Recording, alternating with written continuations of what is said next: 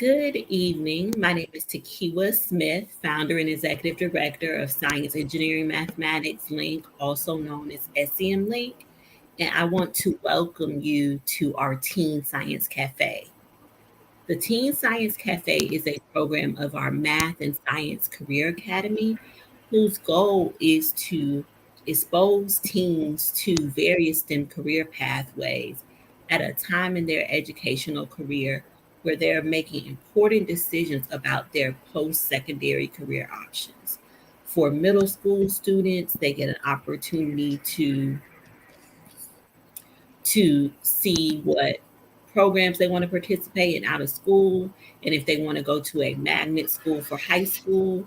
For high school students, they get an opportunity to decide what they want to major in when they go to college or technical school or community college, because there are various pathways to a STEM career. This Teen Science Cafe is a special topic, one of my favorites, because next week is National Chemistry Week. And as a chemical engineer, this is one of my favorite times of the year, National Chemistry Week. Typically, I am somewhere with some little kids, exposing them to chemistry. And although I'm not doing that in the classroom this year, I will be doing it in like a fall festival. So I hope it's not too cold and the weather holds up.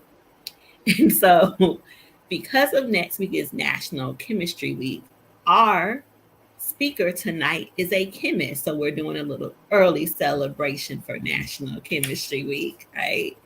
But chemistry is important all year long. We are just highlighting chemistry during National Chemistry Week. So Dominique Pierre-Jacques has lived in Georgia for 15 years. He attended community college after high school, where he discovered his passion for science, and he continued his passion at Kennesaw State, where he completed his bachelor's. He moved to Chicago 2 years ago to pursue his PhD in chemistry at the University of Illinois at Chicago. He has since joined the I should have asked you how to pronounce it, Kona Kelowna lab, where they use mass spectrometry. Ugh, I'm struggling because it's been a minute since I've used this instrumentation, spectrometry, to investigate a brain disease known as, I don't even know what that is, Niemann-Pick type C. Dominque Pierre-Jacques, yes. So I am sure that he is going to explain that later. But in this cafe, Dominic is going to talk about his journey, what made him interested in STEM, his college and graduate student journey, and his current research. And he's going to do a cool chemistry demonstration, right? And so, without further ado, I'm going to get out the way and let you all learn a little bit about chemistry from Dominic. Wait, before I go, I'm going to put your presentation up to make sure that it goes how you want it to be. Yeah. Okay. Thank you so It's much. all good. Okay. Thank you so much for that wonderful introduction. So like she said, my name is Dominque Pierre-Jacques, and I am currently a PhD graduate student. And I'll just give you a little bit of background about myself. So, again, Dominique Pierre-Jacques. I was born in Philadelphia, but I moved to Florida, and then I really grew up in Georgia. Like I said, I spent 15 years in Georgia. I'm 26. I'm feeling old, but so I spent a good chunk of my life in Georgia, which was pretty fun. And I've lived in Chicago for about 1 to 2 years. I'm coming on my second year now, and I moved here to Chicago to come and pursue my graduate degree, to get my degree in my PhD in chemistry. Um, so continuing. So I just want to talk about my education path because I kind of have a unique pathway that I kind of got here. So originally I started at a community college, which was Gwinnett Technical College. As you can guess, it's in Gwinnett County. It's a local college. I originally went there because it was, again, local. It was down the street from my house, and it was very cheap, and that's why I could kind of afford the time to kind of learn, and I didn't know what I wanted to do. And because I didn't really know what I wanted to do, I kind of floundered around, and I ended up failing out of community college because, and the class that actually failed me out of community college was chemistry. Didn't do too well. I wasn't trying. I felt like I had tried, but I wasn't clicking all the way. And I was just like, clearly school's not for me. So I left school. And then a year later, chemistry was still on my brain. And I was like, there's no way I can let it win. So I was like, I got to go back and try again. So I went back, took chemistry again, blasted it out the water. And then I kept going through. And then I ended up switching programs to the bioscience technology program at my school because a really lovely lab technician there talked to me, and she kind of explained like her love for science, and that kind of like inspired me to like, yeah, I actually really like science on this level as well. What can I actually do in science? That's not all I knew. Basically, was like medicine and medical field, but like what was a scientist? I didn't like when I thought of scientists, all I could imagine was like Dexter's labs, and just like white lab coats and this bottles. But what were they doing? I had no idea. So I wanted to learn more about that. And in Gwinnett Tech, I had some lovely, lovely teachers and professors who really showed me and taught me a lot. And without them, I really wouldn't be here now. So, like, really do not underestimate your local community colleges because they actually have a lot to offer you. And because they tend to be a little bit smaller, you can sometimes get a very personal relationship with your teachers, and like, don't be afraid to talk to them. And do that. But even though I failed out of community college, I was able to bring my GPA back up because I started talking to my teachers and really getting into there. And I found something that I really liked doing. At Gwinnett Tech was the bioscience technology program, and all the classes there were like so interesting. I just really loved learning basically the inner mechanics of like how we work. I took like anatomy and physiology classes, and there you learn like muscles and organs. But then when you get to like biochemistry and chemistry, it's like you're looking at the engine that runs the engine that runs the engine. And to me, that's just really interesting.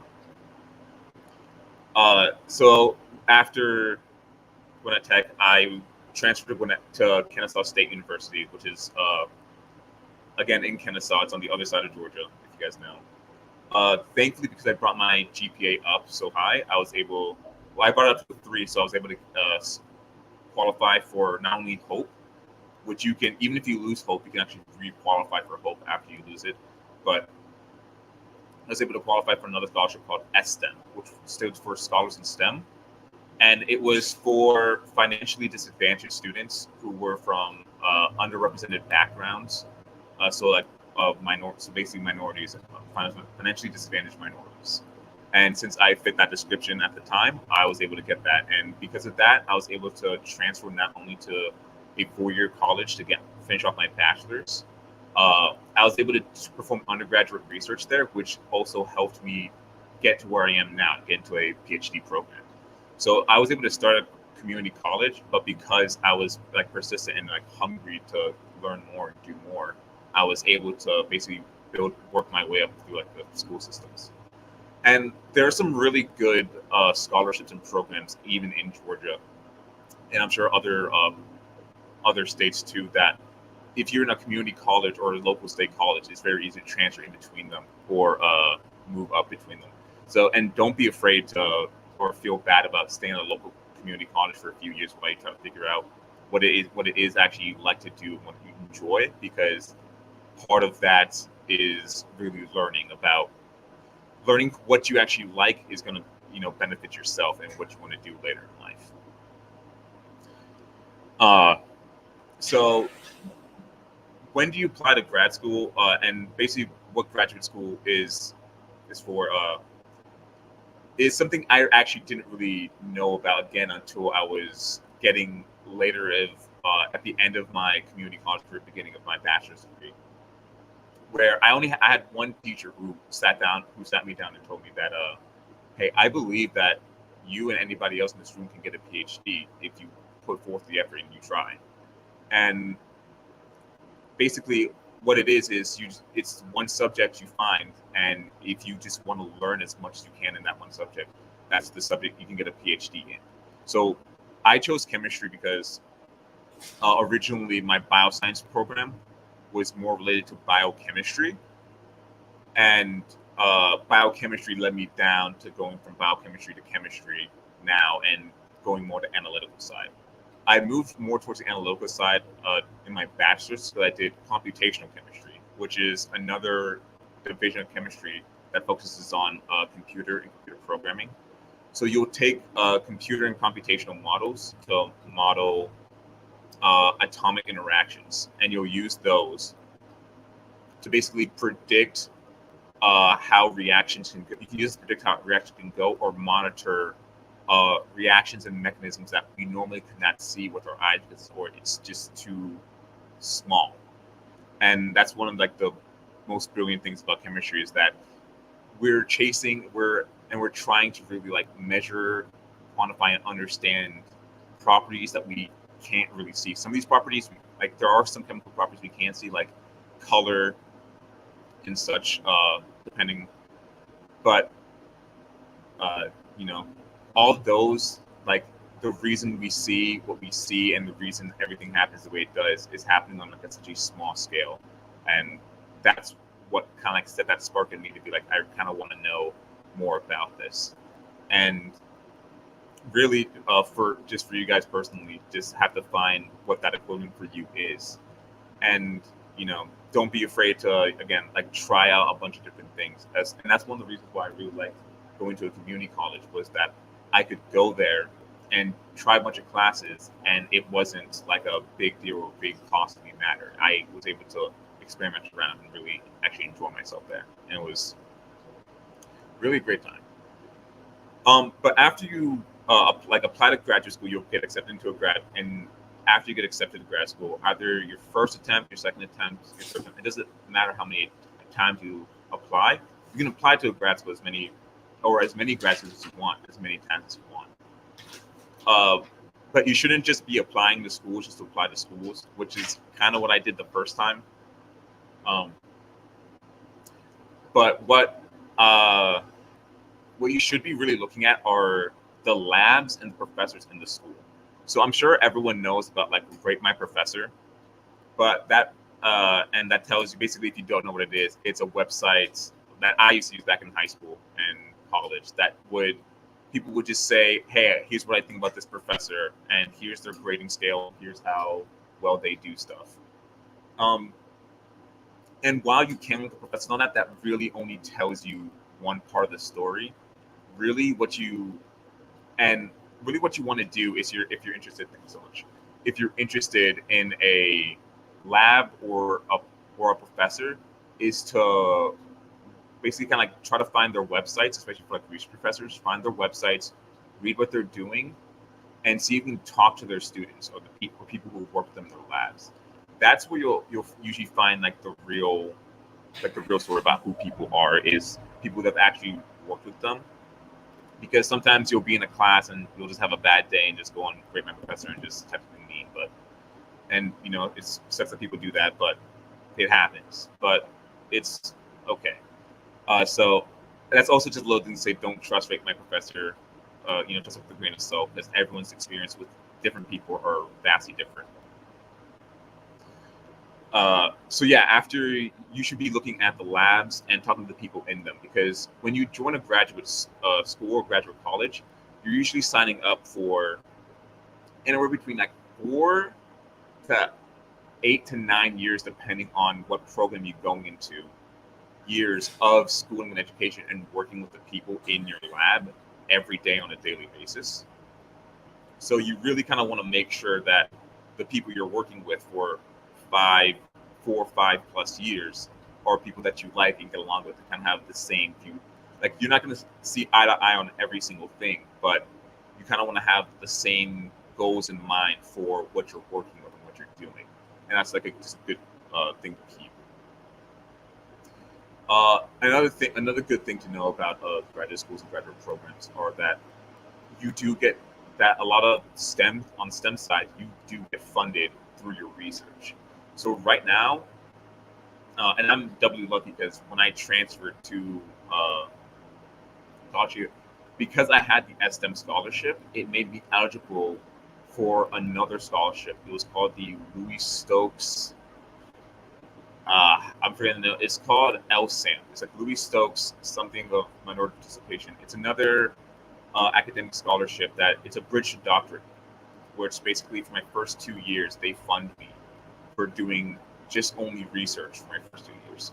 So as a graduate student, you will either be doing, you're either usually a research assistant or a teaching assistant, which means you'll help teach a class, or you're either in a lecture with a teacher helping the students answer questions or helping them with like study sections, or you're leading a lab and you're just leading like a hands-on demonstration, like something similar like I would show you, but I would show it to you guys and then you guys would do it again on your own to learn some stuff. What else is there? Yeah, so but if you can also be eligible for like similar to like college, you can get eligible for fellowships, scholarships, and other assistantships that basically can help fund you during your school. And the thing with them is 9 times out of 10, they're not just going to hand you money for free. There are free scholarships out there, but they want you to write an essay or put in an application, and you can't get that money unless you put in the application, and that's the big thing. And another big thing is you can't put in the application if you don't know the application exists. But thankfully, a lot of schools have good resources where there'll be a big website where say, here's a bunch of the applications that are eligible right now. Gwinnett Tech had a really good one that said, here's all the scholarships that are available right now, with like a great tool that help you apply to a bunch of them at once. And really, you could write a couple of essays or write one essay and kind of tweak it for a bunch of different applications. And it really helps you out. When you can focus 100% on just doing school and just focusing on school stuff, it really helps you kind of move along with that. So yeah, I'm just gonna continue and talk a little bit more about my research. And at any point, if anyone has any questions, feel free to stop me and ask. So continuing on, I was going to talk about my research a little bit. So like I said, my research deals with mass spectrometry. So what mass spectrometry is an analytical technique that we use to measure the mass to charge ratio of ions. So what does that mean? Basically, in the simplest terms, is we're measuring the very small substances that we can't even see based on their very unique chemical properties. So when I say chemical properties, it means that as we go down to the chemical structures, they all have very specific properties based on their shape and many other unique properties of them.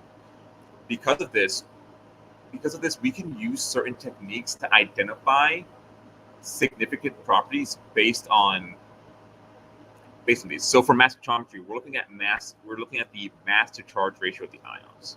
So how do we do that? Well, it's actually kind of fun. So what happens is we have we'll pretend this is a molecule.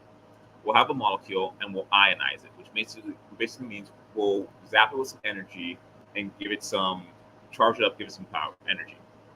So you can't just randomly charge an ion. You can only add a charge where there's a space available. So, and those spaces tend to be certain atoms, like hydrogen really loves to have a charge. So, when you add charges on there, we can add a charge, and then it's more likely to fly. So you can almost think of it like you're adding balloons to this tiny little structure to float it down. And what we do is we actually launch it down a tube.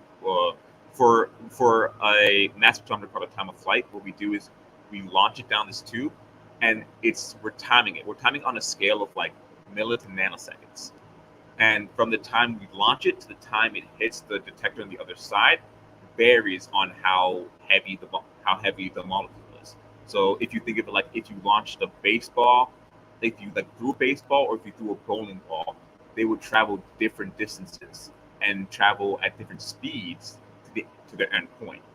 And so with the time of flight, we have detectors all along the edge that says this light one flew really far. It went all the way to the end. This heavy one did not go as far. It went forward and then landed immediately. And then basically we can use that mass and say when it lands, the detector says, by the way, it landed right here. It's about this weight and it has 2 charges. Or if it lands further up, lands up there by the way, it has about 5 charges about this weight.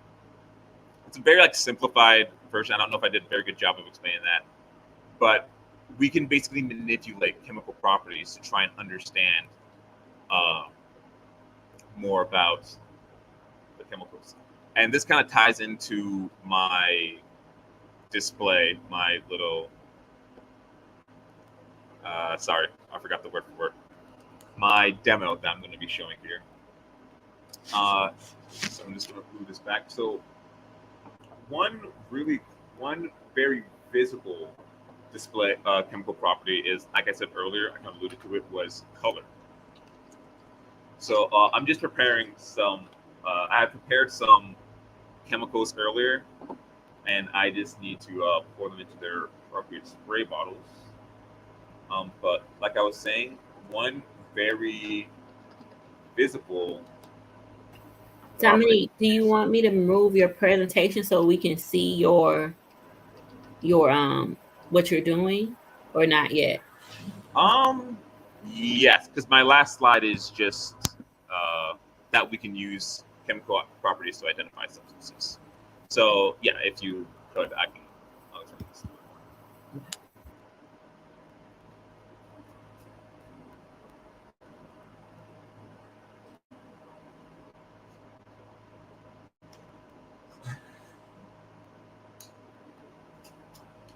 Right. So, sorry, I just need to safety first, children. I have a lab coat and goggles. So, like I was saying, one of the most visible properties that we have is color. So we can use these chemical properties to identify what we have. So on the periodic table, in the middle, we have the section called metals, transition metals. Those metals are very reactive, and if we mix them in an alcohol, we can actually see that when they're mixed with a flame, as you saw just there, it produces a color. So it's as you saw, that was slightly different than a normal flame. The normal flame is, as you can see, like blue at the bottom, a little yellowish red at the top. And when we spray this, can you guys see that? It was a nice orange flame. I'm just trying to see if that's coming through nicely on the camera. And let me see if we can show you guys. Coming through nice on the camera. Coming through nice? All right. Yes. Great. All right. Let's try this one.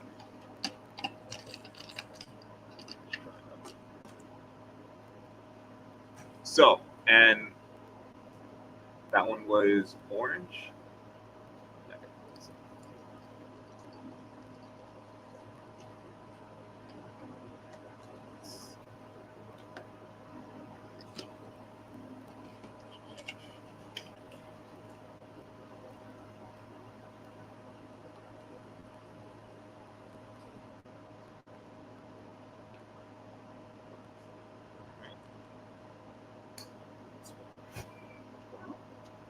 Hey, oh, fire, yes. A demo. I have a question, Dominique, and I know somebody else may. So the first time you lit the chemical, it was a really small flame that had a different color. That last one was really big. What impacts the size? Because you talked about color, but what made that size of that last flame really big? Different? Yes. So it could be a couple of different things that actually make the size of the flame different. So the spray bottles end tips might just be slightly different. Mm-hmm. Could be that, and also as you add different chemicals to like liquids like alcohols and water, that will change basically the properties of the liquid it's in.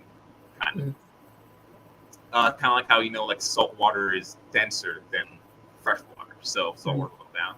So as we make these like metal salts with the alcohol, these also will react differently, like density-wise, especially with air and such.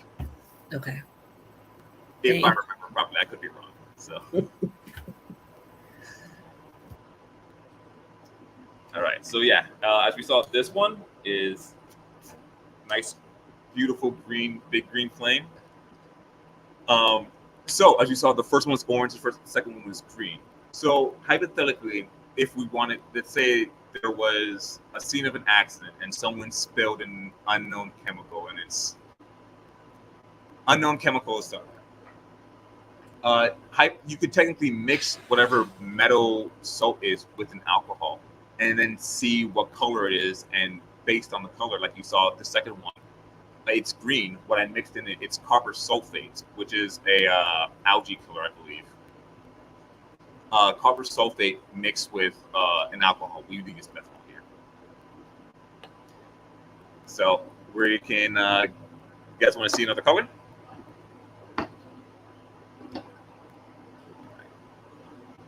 I've got, and then I'm going to show.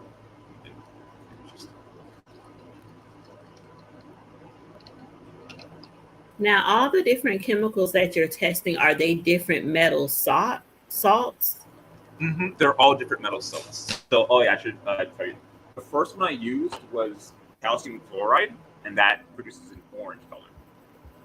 And I can tell you what they're commonly found in. So, calcium chloride, which was orange, is a bleaching powder. The second one I showed you was copper sulfate, which was green. That was an algicide or root killer. So these are found in like common home chemicals. So if you read the actual chemical labels on the back of some of the stuff you're using some interesting stuff. But again, some of the combinations of chemicals you're using could be more or less toxic depending on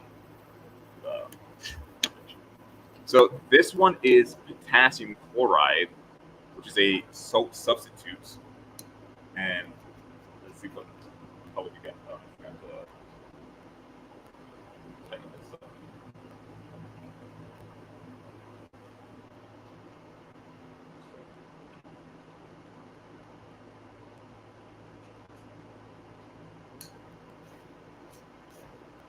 So you guys see that one? A very beautiful purple flame. So we could, but one of the most important things I also want to show you is that our eyes are incredible things that we must protect, which is why we wear safety goggles. However, they can be incorrect at times. So I'm going to pour something into this, and I would like you guys to tell me what color it is. And I hope the color of this one shows properly, or that would be a bummer. Alright. So again. And also at this time, feel free to ask like any kind of questions regarding anything that just learning requires. Alright. So we see this one is orange again. Mm-hmm. But is that the same orange that we saw before? No, it's a different orange. Like the other orange was like reddish orange. That. That was the first orange. This is our second orange. So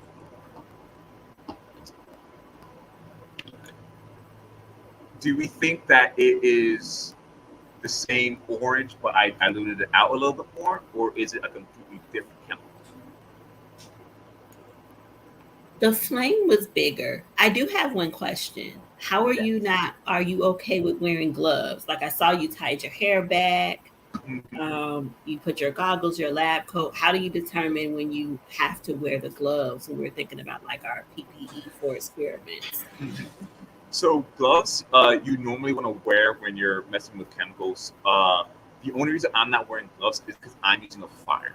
So if I have a fire and I'm wearing gloves, the gloves are more likely to melt on my hands, which would give me worse burns than if this were hypothetically burning me. So with your PPE, it really is a combination of like, basically you're weighing your risks of what you're doing and making sure that it is. Like, yeah, the safest thing for me was to tie my hair back or my goggles and make sure that I'm not spilling any chemicals on myself or casting myself on fire.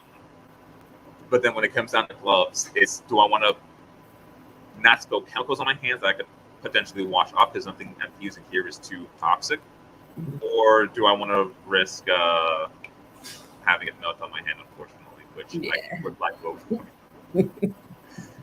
Yeah, that's a very good question, though. It's really good to think about why we do things as well as when we do things, and it's good. Yeah, it's good to question why you're doing something and receive that answer. So yeah, to understand the reason behind things. And while we're on PPP, what are the other things that are in your lab that like can protect you? Because you were saying wash your hands, so you have like the shower or a sink. Mm-hmm. Yeah, we have a sink on both sides of our labs. We have eye wash stations that we have to make sure are cleaned out once every 1 or 2 weeks because they can, like any faucet that if you don't leave it running, I'm not even talking about that stuff right now. Like any faucet, if you don't leave it running, it'll rust up. And in an emergency where you have something in your eye, you want to get it out, you don't want those like spraying bad water into your eye. So the important thing is like not only keeping your PPE, it's also maintaining all your protective stuff not only in your house but in your laboratory also. In your laboratory, but also sorry. So like same thing, like our showers. Yeah, we also have showers where if we put something all over ourselves, we can cool the shower, make sure that we're entirely clean. To make sure we have fire extinguishers in the hallway and in the lab, and those get checked. I think either yearly or twice a year. And you should also be checking the one in your house because they do expire, and you don't want to learn that your fire extinguisher expired when you have an emergency. So. And which is also why I was comfortable doing the experiment here. I'm in another section of our lab, but I'm comfortable doing it here because I know this place is safe enough and that we have the safe environment still.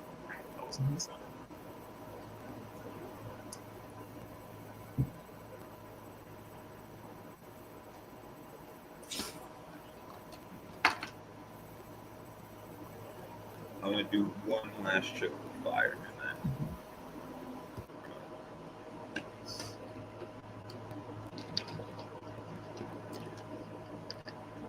So one of the first questions I had for a science fair, after performing like a very similar experiment in my one of my labs in high school, was what happens if you mix them? Obviously, if you mix different metal salts, you have different reactivities, so you definitely should look up reactivities of what you're mixing beforehand. And I know that these aren't going to react in any volatile way. But will you see a combination of the colors? Will you see one color take over the other? What happens when you do that? And that's what we're going to answer right now. So if you want to take your guesses now, what happens when you mix 2 of the colors? And then you guys can try and guess which 2 of the colors I mixed together. And then we can see if you're right. And that's kind of what we do as a scientist is if you have something unknown, like what's in this bottle right now, we analyze it, which would be doing that. And then we check it against standards that we already know, which are the 4 colors I showed you earlier. So if you guys had to guess which 2 flames these 2 were, which 2 of these were mixed for that?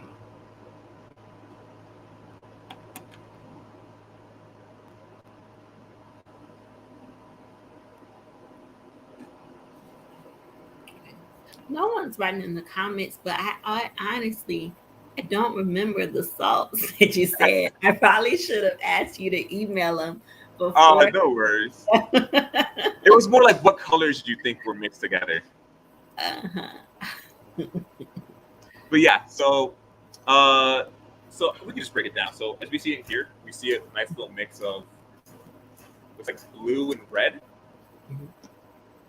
So kind of think of which blue and red we saw, but we didn't see blue, which is interesting, right? The 2 I actually mixed to make this were the first one. We have our not calcium chloride. Yeah, this is calcium chloride. The orange, which isn't that red, but it's close. It's very close to that color. And then we have our copper sulfate, which is green. And together, that gives us this really beautiful red-blue flame, which is neither of the two. And sometimes we get these really interesting interactions between metal salts, and any other compounds, and then it changes what you're looking at. It's really interesting, and it's honestly one of the main reasons why I love chemistry. So I have a question. You said when you mix those weren't two compounds that were that reactive, correct?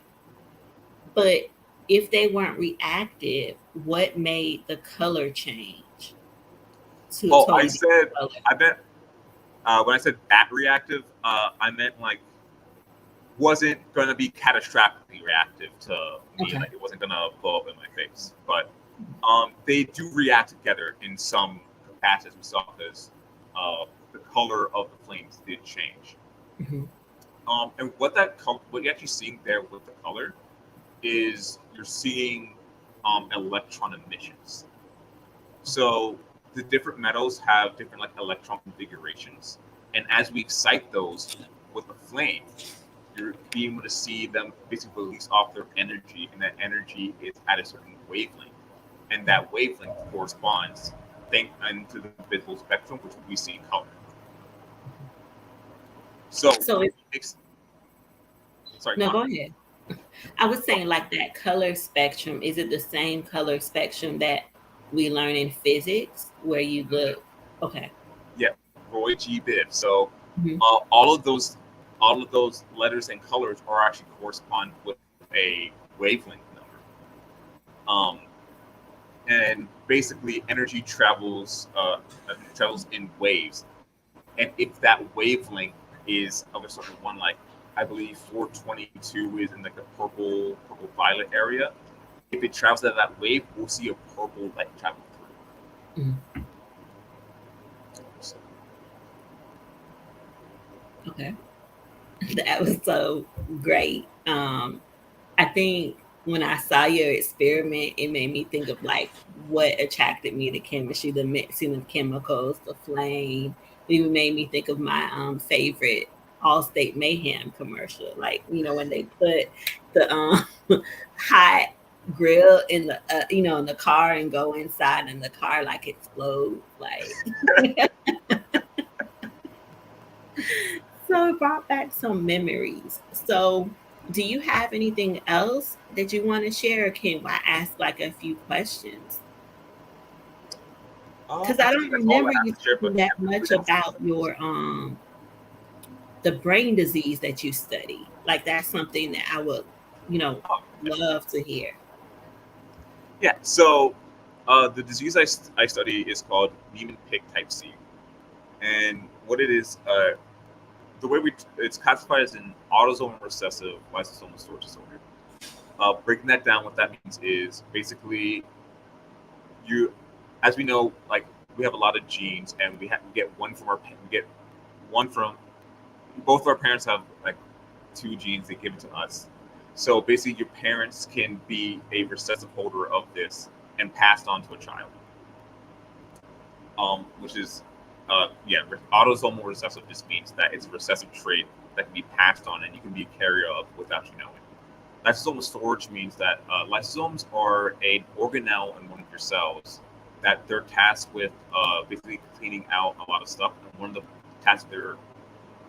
the jobs they're tasked with is moving cholesterol out of your cells. Unfortunately, in this disease, there's an enzyme inside the lysosome that doesn't perform its task properly. And when that happens, cholesterol builds up in the lysosome, and unfortunately, this caused neurodegeneration. So what that means is the brain basically starts slowly dying because of this. The bridge between the cholesterol accumulation and the neurodegeneration is still being studied. Um, so they don't know basically why. We're still trying to understand why it's led down this path when these one or two proteins aren't working, unfortunately. So this disease is fatal, and unfortunately, it does affect children at a very young age. And most of these children do not end up seeing into their adulthood.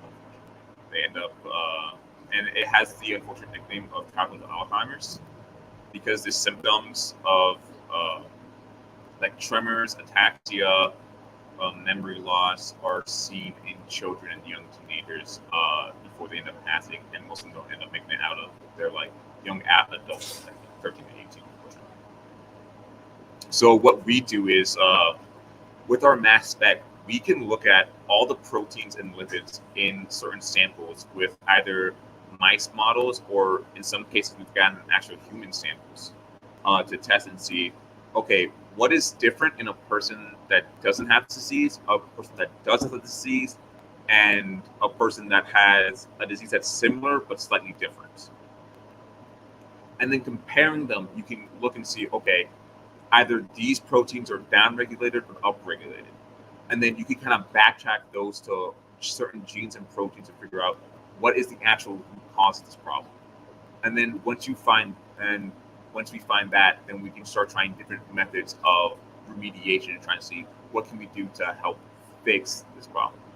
So a couple methods that we've kind of gone about for human pick is something very similar to what a keeler. Basically, a synonym I like to use is like a little anagram I used to use. Imagine it's like a boat. So there's these two proteins, MPC1 and MPC2.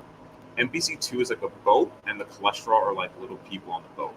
We load these people onto the boat, and we ship them off. For them to get off the boat and onto land, they have to get to a dock.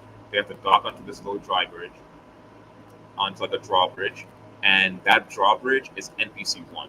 So in normal conditions, it would hit the drawbridge and let them out the lysosome and package away. Everything works fine as normal. In Niemann pig type C, that drawbridge, either that drawbridge, 95% of the time that drawbridge is not working. For some reason, it is not letting that cholesterol, not letting the people off the boats. So to fix this, we can do one of two things. We can either send another boat, or we can build another bridge. If we're sending another boat, we send another vehicle to basically go and take up that cholesterol and actually ship it out the lysosome and take it out. So that way it's basically doing the job of that MPC1 and MPC2 for it. So that way basically the person affected with the disease can actually continue this working performance.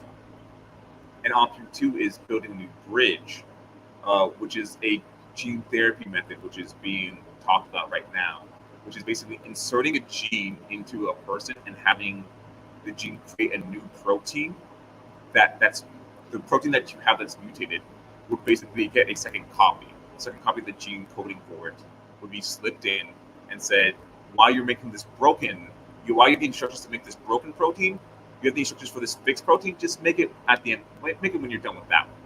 So then as your DNA polymers is going through, it'll read the broken gene protein and go, okay, make that as normal, read the new one and say, well, I can still read this, I might as well make it, the instructions are right here, and make it too. So then you'll still have some of the defective protein, but you'll still have some working protein, hopefully, to help still continue to do that job. So basically, our lab is just looking and trying to understand like the chemistry and the biochemistry behind this disease, and what can we do to potentially help these people better control this. And really, what drew me to this lab was that the science and the chemistry that I was doing was like directly applicable to like human health and helping other people out. And like basically my dream, what I wanted to do with my degree was to give back and just to help somebody do something, because it's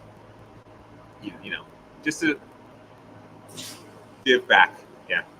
But having this science be so closely related to health and just being able to see the process of like testing, like discovery to testing to like early drug discovery and like therapeutics requirements, that is really, really interesting. So any other specific questions about disease or what I did? That was really cool. I never really thought about like analytical chemistry in biomedical research, right? Like you think about analytical chemists, like in, I think forensic science use spectrometry a lot, but that is really interesting to do that research in the drug discovery. And so are you all in the early stages of the drug discovery, or you're just studying disease now so you can understand a little bit more about it to start doing drug discovery So soon? we kind of assist with like the early drug discovery process. So when another lab creates a drug for something, first step is making sure that they made the right thing. Uh, and because every atom has specific weight, Mhm. uh, that structure is unique. It will have a specific mass, and we can check that with mass spectrometer. So they usually bring it to us, and we'll tell them your mass is on target. So this is most likely made the correct thing, or no, we're not seeing the math there, so it's not there. So we're the first check to see is that drug even made. After they deliver it, we can also see is the drug being delivered to certain areas, and we actually have we do this on mass spectrometry imaging, where we can actually create images to show areas where molecules are the highest and lowest, and so basically we do that with also with drugs and show like here are the areas where a drug's penetrating into a brain, a heart, liver, whatever organ we want to slice and look at. Um, our lab also has access to a mouse colony, and we do like live animal work. So if we also wanted to go and start doing early these like early dose studies and I don't know what the other terminology is for it, but yeah, early basically we can do very early stuff and like testing for some of the later stuff. But like we would be like the very first on the very edge of discovery side, and then it would go into kind of pharmaceutical like QA quality assurance stuff, Okay. testing. Okay, so I do have a few questions in the time left we have with you. This is just amazing. I'm just like, man, I wish we could do the flame thing in person. I'll be glad to do it in person if you guys ever host a live session. Yeah, so yeah, but I don't know. Like people don't really like fire. I heard your lab person's like fire, and I'm like they're in a lab. Like, guess they wanted to make sure you weren't messing up anything. Yeah. You had talked earlier about how your undergraduate research you did computational chemistry, and now you're doing analytical and biomedical research. Did you switch because you didn't really like computational chemistry, or you just thought that like this was more interesting research that had more of an impact on what you wanted to do with your chemistry degree? Yeah. So yeah, that's a good question. So I loved computational chemistry.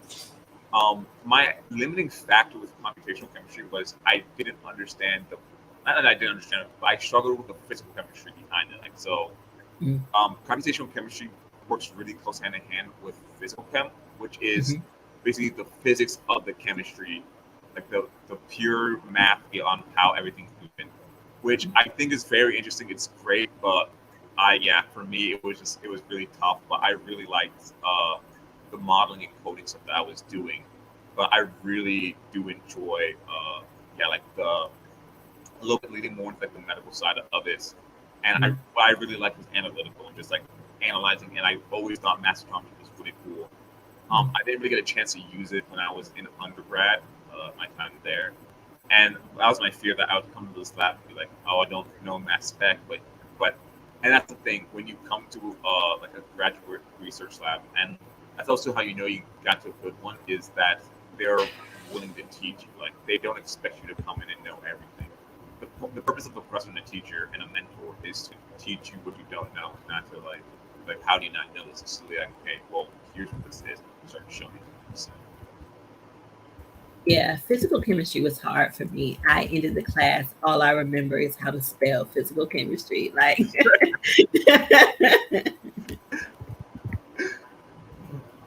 okay. The other question I wanted to ask you was like, you never mentioned, and I could have missed it, liking science in high school. Was it one of like, were you one of those kids that were good at everything? So when you got to college, you're like, let me try science. Like, how did you make that transition? I remember you saying Dexter's Laboratory. I remember that coming that cartoon. So in high school, I've always liked science, and like, yeah, I loved Dexter's Laboratory as a kid. I was just like, I always thought science was really cool. Like science and technology and computers were always really cool to me.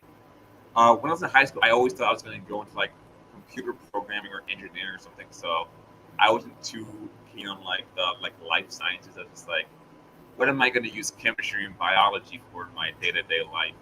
And here I am years later. And one of the funny things is I talked about failing chemistry in college and leaving, but the original chemistry class I failed was in high school. And actually, like thinking about it now, is actually doing some writing. I realized that like that first failure of chemistry in high school actually kind of set me up for a failure in college again, because I didn't address the issues I had the first time, and which was basically I had a lack of resources at the time to actually learn what I wanted to, and I didn't know how to basically. I really struggle sometimes trying to figure out a way to phrase my questioning or put my words into thoughts.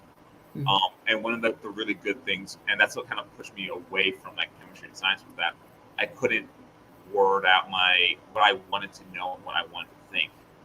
And one of the greatest things that happened to me was that I met a lovely black woman chemist, Dr. Sophronia Johnson, who met me halfway, and she really showed me like took the time to understand what I was trying to like ask, and spent the time with me to help learn and understand. And I definitely feel like there was a time in my life where I would definitely said, yeah, I hated chemistry, didn't want to talk about it. But like seeing someone else's passion and them leading it to me, and like taking their time, really helped light that in me. So it was just really, that's what So, and that's another thing, was that like as I kept trying to say earlier on, like don't be afraid to try different things and take classes that you're not like don't know about, or not that aware of, because like I bounced off the subject that I am getting a PhD in now twice, and if I gave up the third time, like I wouldn't be where I am now, and I am very much happy where I am now.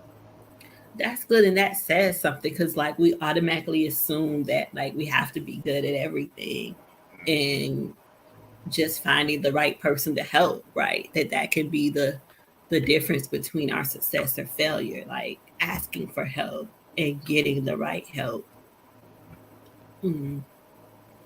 Okay. Go ahead, sorry. One of my I remember hearing this old like parable story, and it was one of my like instant favorites. Was basically it was like a great general he had died and gone to heaven, and he had asked for a boon, and basically said, since you were so good, I'm going to give you this great gift. You can ask for anything in the world, I'll give it to you. And he said, okay, I want to know who the greatest tactician in the world, the greatest like strategy maker is, so when I reincarnate, I can hire him into my army. And the creator goes, all right, I will do that. Give you 1 second. He goes and he say, all right, I'll take you to him right now. He brings him to him, and he brings him to a shoemaker's house. And he's going, is this a joke? Like, this is a shoemaker. Like, this isn't the world's greatest tactician. He's like, yeah, he's a shoemaker now. But if he had become a battle master, if he became a tactician, he would have been the most fearful tactician, like the most feared tactician in the entire world. And it's just like, that story really resonated with me, because it's like, you don't know the thing you're going to be great at until you try it. And you're not going to try it, and if you're not trying things, you're never going to try the thing you're good at, and you don't know, and then you'll just never know. I have two more questions. Yeah. You said your journey from community college to undergraduate and graduate school, I mean undergraduate to graduate school. How were those transitions from those, different educational levels? So community college felt sort of similar to high school, just with a little less hand holding. And you'll really feel like that your first couple years of undergraduate and college years is that it's the same. You're going to sit in a classroom and a teacher's going to talk to you about a lesson, but you'll learn very quickly that it's basically very much on you whether or not you're going to actually learn or pay attention or do your work. Because in high school, your teachers have an entire year to get to know you, know your capabilities, and like kind of like if they need to chase after you, be like, hey, get your work done, go do this, make sure you're doing what you need to. But in college, you're one of like 1,000 kids this professor could have, and they see you for 9 weeks out of the year, and then potentially never again. So if you're only showing up to class, and then there's times where you can like you'll only see your teacher a couple hours a week, whereas you're used to seeing your teacher in high school something like that an hour a day every single day. And if you need help, even if you don't ask for help, they can kind of look at you sometimes and you'll come up to you and be like, hey, I can see you're struggling. When you're one of 1,000 kids, it's kind of hard for your professor sometimes to make that connection and go like, oh, that kid has his struggle face on right now. But transferring from like community college to like Kennesaw State is like a 4-year, like a bigger institution, bigger university. And it's also basically I went to like they're both commuter schools, so mainly people are commuting in and traveling to the schools, which has a very and even UIC now is also a kind of a commuter school, which I think has like a different. I've heard it has a different feeling to on more like on campus included. Basically, the main difference you'll see between the commuter schools and the big like on campus schools is more like community stuff. It's a lot easier to form community in those like when everyone lives right next to the school, everyone's usually hanging out all the time. When people have to drive 15, 30 minutes to come to school, it's a little harder to get someone in a group to do a project or to even like, hey, do you want to go do this homework or get some lunch? So, but that's also I feel like one of the biggest things is trying to, make friends and make community because like studying with other people and teaching each other is one of the best ways to learn. Because if you don't understand something, sometimes your friend will understand and they can help you through it, or vice versa. If you realize that, oh, all 5 of us don't understand this, as well, professor, and just say, hey, we don't get this. Can you just re-explain this to us? Like your professors are there to help you. So long as you go to them, they'll always have like office hours. You just have to make use of your resources. One of the biggest, I think, changes and like what makes or breaks people between like high school and high school and college, and then college and graduate is like your ability to use your resources and how you use those resources. So yeah, I feel like in high school they kind of prepping you and kind of showing you which I don't think I can word this, sorry, but like as you get to college, the focus is more on do you know where to look for your information when you need it and how to draw up and basically how to connect that information with like application also. Whereas like I feel sometimes with some high school curriculums, kind of just like here's some facts. Just know that carbon is number 12 or weight of 12.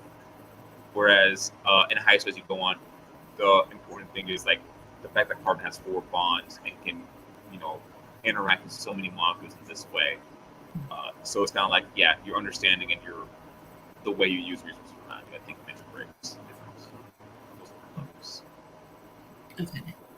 And my last question, as we have chemistry week and we hope we have some budding chemists or chemical engineers like I was, What are your like words of wisdom to share on to like a middle school or high schooler that is in this talk or may like chemistry? How do they become a chemist? Like, what can they do now until they stop whatever educational level they need to stop at for their chemistry career? That's a good question. So if you're interested in chemistry and you have like recording passion for chemistry, basically just start reading and start getting in, start learning as much as you can, and then when you're learning and when you're reading, keep an eye on who's writing the stuff, because what's really common in chemistry is professors and researchers are the ones who are writing a lot of the books and a lot of the papers that you're going to be reading for as you're going up, and those are the people who are actually hosting like these research labs. So, yeah, don't be afraid to start like already like looking at a couple labs or like looking at some people and being like, hey, in a few years I want to like if and be open to like the different fields of chemistry that there are. Like I talked about computational. There's also organic chemistry and inorganic chemistry, very like synthesis, like chemical mixing, and you're distilling and trying to make new compounds. There's even chemistry education, which is learning chemistry and learning how to teach chemistry to other students and other people properly, so we can have better scientists and better students in the future. There's physical chemistry that we talked about earlier also, and there's computational chemistry with that, and there's analytical, which is my definition. There's biochemistry, which is also what I'm so similar to, which is the chemistry behind biology and how both biology affects chemistry and how chemistry can be used to study biology.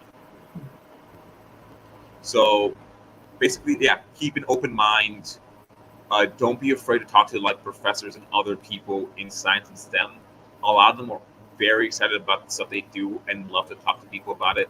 And if you just say, "Hey, I would love to hear about your research," even if you don't know about someone's research and you're just going on the website and just want to talk to them a little bit, 9 times out of 10 they'll be very happy to do that. And sometimes over summers and even sometimes over spring break, I've heard there will be like these summer sessions with like I forgot like RES or something, where they'll have you'll do research in a lab, where they'll show you how to do. Well, you'll go somewhere and they'll let you do research for like a month or two, and they'll like sometimes they'll fly you out to like a college and they'll house you for a little bit for a while, and you get to basically learn what it's like to do research in science. And those are like really really great opportunities I wish I knew about in college. And also, I mean, when I was in high school, there's what's it called, dual enrollment for colleges, where you can take college courses. And I believe in Georgia, there's a way to get it. Is it free? I'm not entirely sure, but I know that there's a dual enrollment in Georgia with a lot of the community colleges, and you can take community college classes and college credits while you're still in high school. And while that sounds like difficult and kind of daunting, the advantages of that is that you get to also try out a bunch of different classes and see some of those clubs and engage in those college environments a little bit earlier, so you're not as like so shocked when you're talking to that. Well, thank you so much. This has been great. You have done a great job, blowing our minds with fire and chemistry and mixing chemicals, but also just sharing the journey that, key takeaways. Like, community college is okay, right? Like, sometimes people get so scared, like, I didn't go to a 4-year, college. I'm just going to go work at McDonald's or, just a regular job, and just knowing like you can go to community college. Um, It's Also, also okay to fail, and yeah, it's okay to fail, right? Scientists fail all the time. Like, yeah, that's the I was a little rowdy kid. I just could not pay attention to save my life. But then I yeah, found the thing I was passionate about, and now I'm focused in. yeah. But most important thing that we can take away is know what resources are available to you to help you success, right? So that can be programs, that can be teachers, that can be your classmates, right? But all of those things will help your success in STEM. Well, thank you so much for having our early Chemistry Week celebration. And for those of you, next week, we will be doing stuff on our social media to celebrate National Chemistry Week. So we look forward to seeing you all at our next cafe. Look on our social media to say, like, now that I'm trying to tell you the date escapes me. But we will have another virtual cafe coming up. And thank you again, Dominic, for such a interesting, engaging presentation where you mixed chemicals and you did fire, which is the most exciting part of chemistry for me. Thank you so much for having me, and I'm glad to show my love for chemistry. Thank you. All right. Thank you. Have a good See one. you all the next one.